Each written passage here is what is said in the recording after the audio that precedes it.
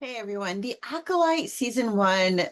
Let's just cut to the chase. Let's just get to the question. We all want to know what went wrong. As I sat around stewing after the finale, one very striking thing occurred to me.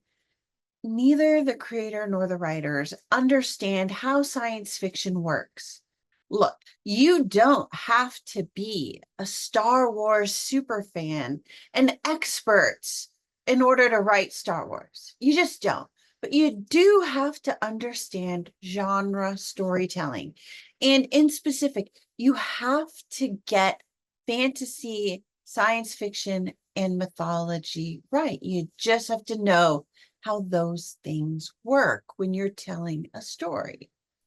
With her resume of family dramas, reality TV dating shows, and social dramas, Leslye Headland just doesn't appear to have any background in genre storytelling, whether it's film, television, or fiction.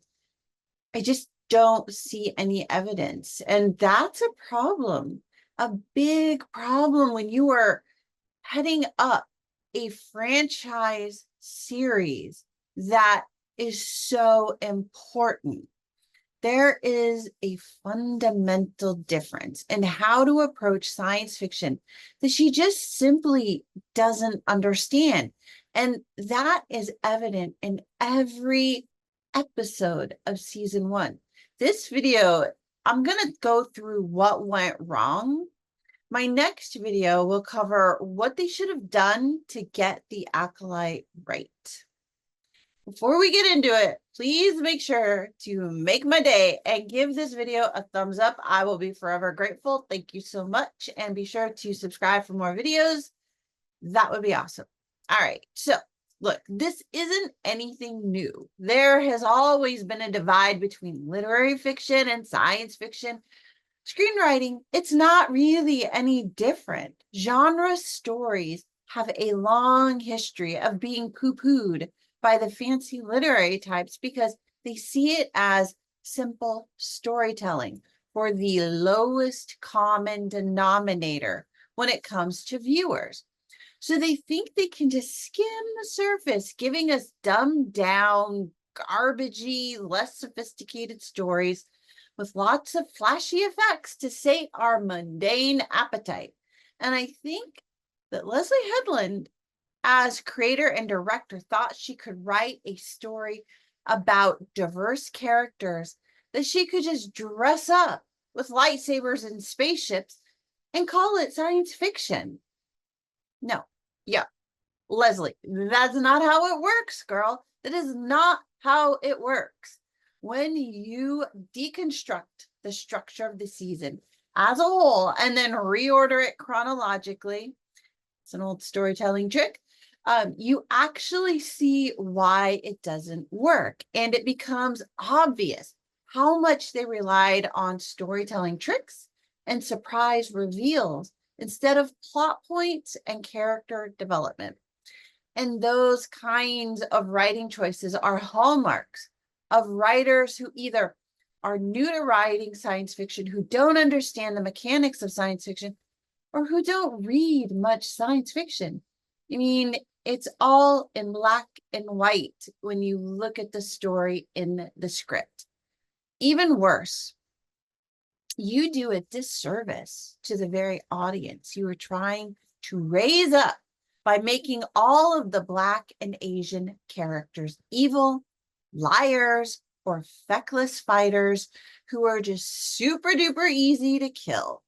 And then when you add a lack of character development to the mix, you are basically saying that marginalized people and people of color should just be happy with poor quality storytelling, or any story for that matter, because hey, they have representation on the screen, don't they? Job done, box checked, message sent, diversity served, right? Wrong, just no, just wrong, wrong, wrong.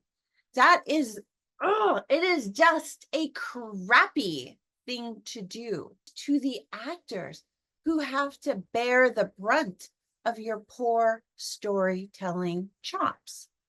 Don't be a story snob. Tell a good story for every character in the series. Write good characters and complex storylines that have conflict and payoff. With so much promise, so much money.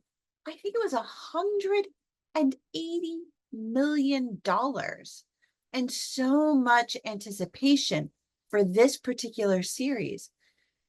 It's very depressing that it didn't work. And here's why. The Acolyte doesn't live up to its promise as a top tier diverse story within the Star Wars storyverse, which was, let's face it, the intent, the purpose of this series from the start.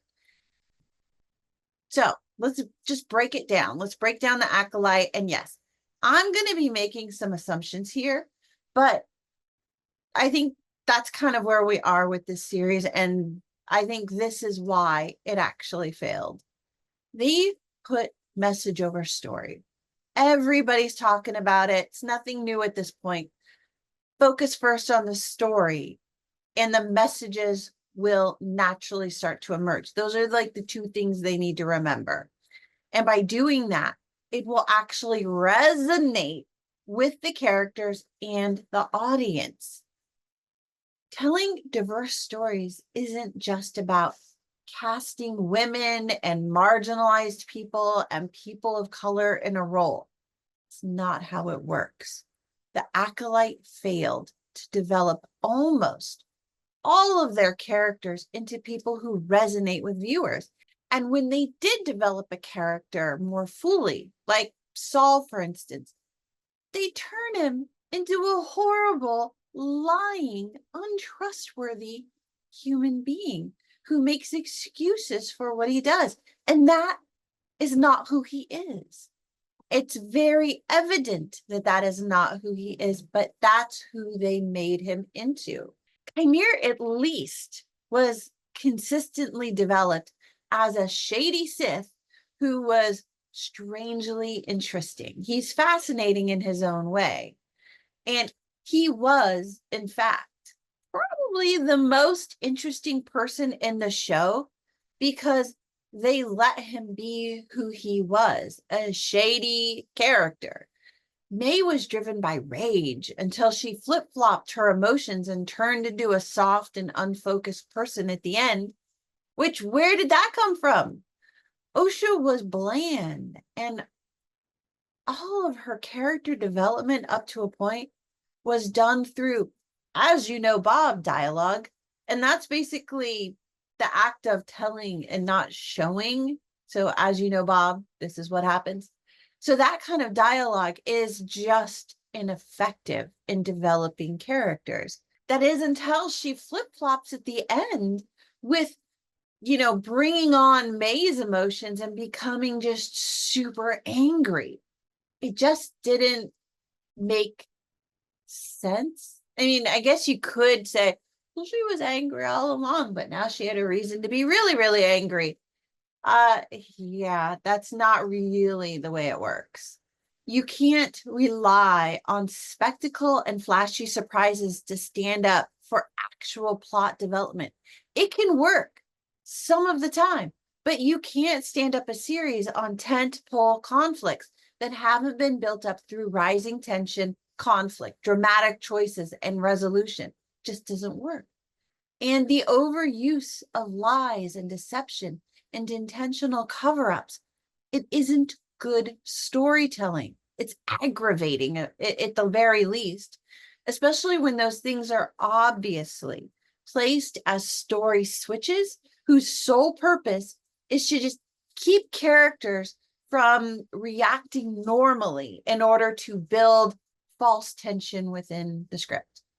And finally, it's just painfully obvious that the creator and the writers had a mandate to discredit and destroy the Jedi Order.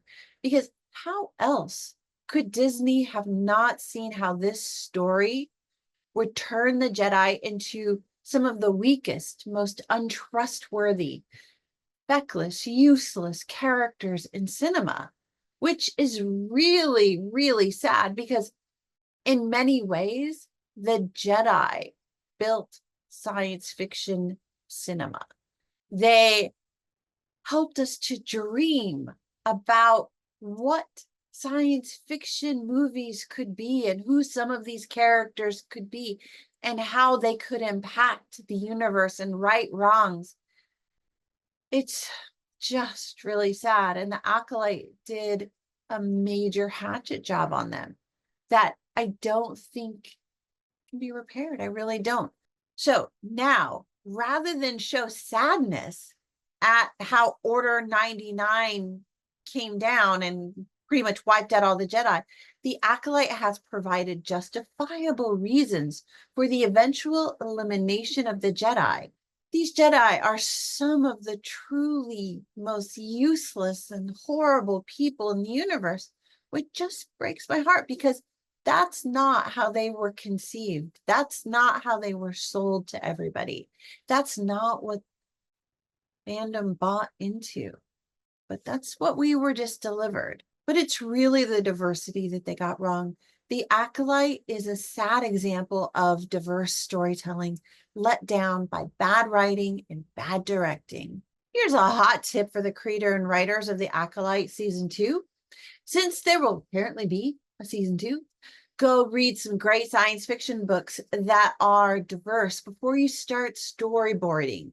And I recommend The Murderbot Diaries by Martha Wells, The Book of Koli by M.R. Carey, The Witness for the Dead by Katherine Addison, This Is How You Lose the Time War by Amal El-Mohtar and Max Gladstone, Destroyer of Light by Jennifer Marie Brissett, Project Hail Mary by Andy Weir, and go break your mind on Children of Time by Adrian Tchaikovsky. Now, those are just a few of the exceptional science fiction stories that are being published today by authors who know how to craft a story, develop characters, and create nuanced themes within layers of action and intimacy within science fiction. These are the kinds of stories that Hollywood should be pursuing. And if anyone is looking for a next great book to read or listen to, you will not go wrong with any of these books. They are all fantastic. And I'll go ahead and link to them in the notes below. Overall, The Acolyte was a disappointment because it had the opportunity to do some truly challenging and original storytelling within the Star Wars storyverse. Instead, we got a very top-level story that just skims along the surface while depending on things like flashbacks to create a false sense of character development. The series leans in on telling the audience key information in loose dialogue rather than showing them key moments of character growth, and overuse of deception as a tool to add mystery just makes the story feel lazy and slow. Worst of all, the characters and the writers of The Acolyte have single-handedly destroyed all confidence in the Jedi Order, making every storyline that includes Jedi suspect because it takes place at the very start of the timeline. And storytelling is a snowball effect when dealing with story verses. Leslye Headland has redefined the Jedi as dirty cops that need to be shut down, and that just really hurts. So that's the end of this review. The next one will focus on how they could have easily gotten the Acolyte right with some very minor story changes that would have solved problems, created deeper characters, not assassinated the reputation of the Jedi Order. Thanks, everyone. Rather than leaving a comment, why not write a condolence letter to the Jedi Order? Because that's where we are. Thanks so much. I'll see you all again soon.